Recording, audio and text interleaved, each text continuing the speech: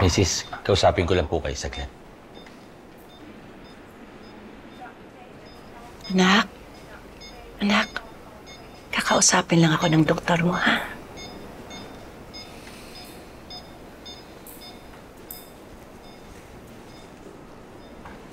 Yes, Mrs. Cruz, based po sa initial test namin, may possibility po na nagkaroon ng pulmonary hypertension ang anak ninyo. Ano po yun?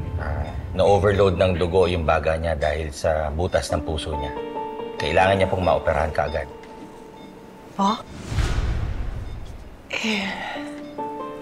Hindi po namin alam kung saan po kami hahanap kung ganong halaga. Baka naman po meron kayong mahingan ng tulong na kamag-anak or charity. Ang kailangan lang po makapag-desisyon kayo as soon as possible. Excuse me po.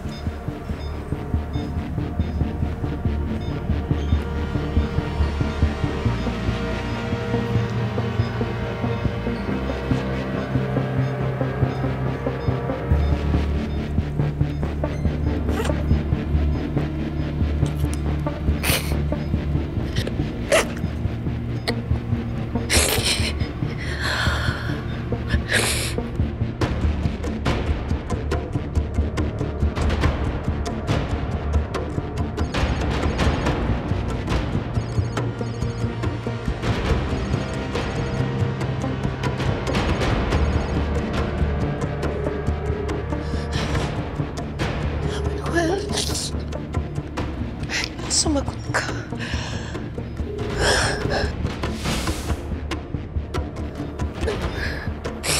Manuel, ba't hindi ka sumasagot?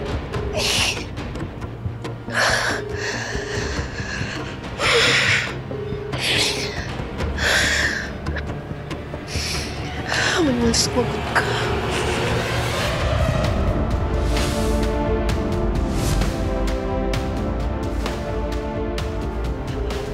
Sumagot ko. Sumagot ka.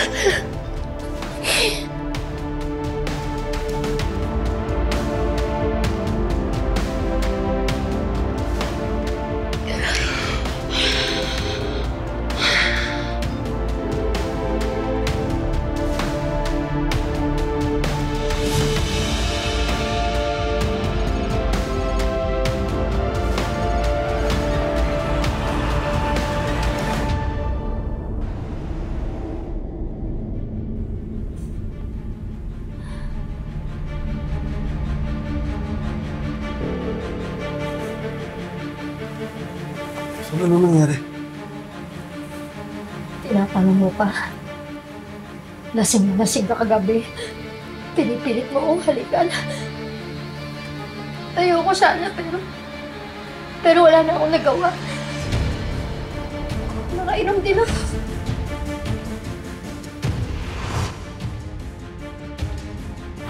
Ayan, I think you have the horse lang, di na kami. Ano ka ba? Konti lang. Oh, okay ka pa ba? Hilo na ako. Grabe ka naman. Ilan pa lang naman yan naman. Isang patawarin mo ako. Alam mo, nire-respeto ka na, di ba? Tsaka, may pamilya kasi ako. Sana talaga. Pero nangyari na. Manuel, nagawa mo na. Saan ka pupunta? Kailangan ko na umalis. Manuel!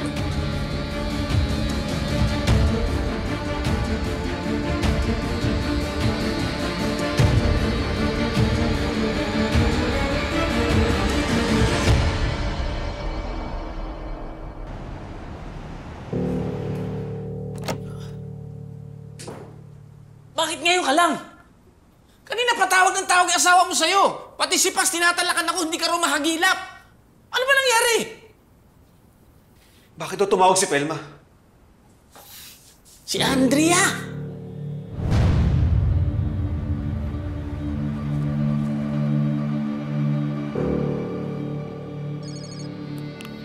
Manuel? Hello, mahal. Sa wakas, Manuel. Ano ba nangyari? Teka, bakit hindi mo sinasagot yung tawag ko? Okay ka lang ba? Sorry talaga. Ano nangyari kay Andrea? Kamusta na siya? Inatake na naman si Andrea kagabi. Kaya sinugod ko siya sa ospital. Sabi nga pala ni Dr. Gallardo, nahihirapan na yung puso niya eh. Kailangan na niyang operahan kaagad-agad.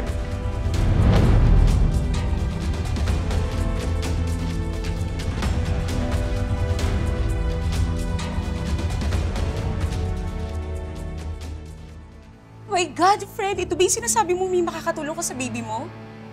So, ipapasalo mo kay Manuel? Paano mo palalabasin sa kanya yan? Madali lang yun. Palilipasin ko lang ang ilang linggo. Siguro naman by that time, hindi pa halata yung tiyan ko. Malay ba naman niya? Magtutumad sa pala akong buntis.